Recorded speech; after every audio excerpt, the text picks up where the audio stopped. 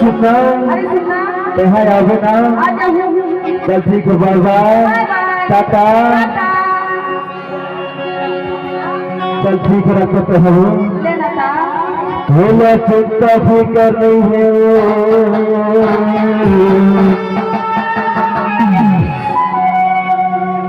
भोला काहे के डर है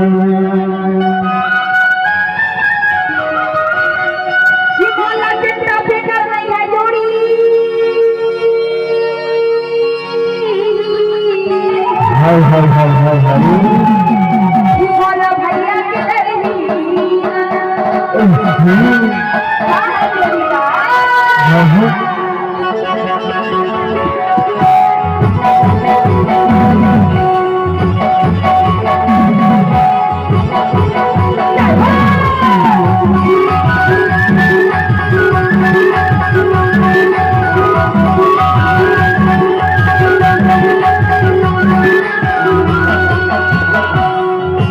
चिंता भी करते हैं वो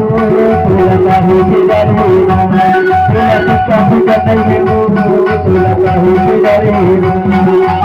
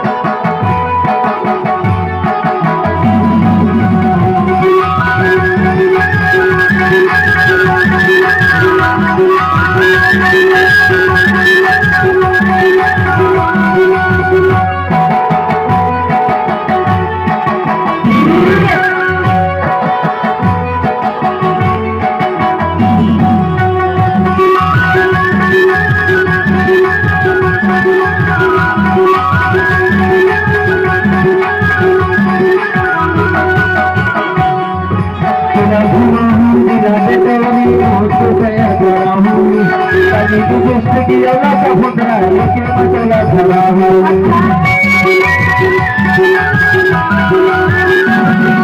खुला खुला हूँ तेरा बिगाड़ी दोस्त कर करा हूँ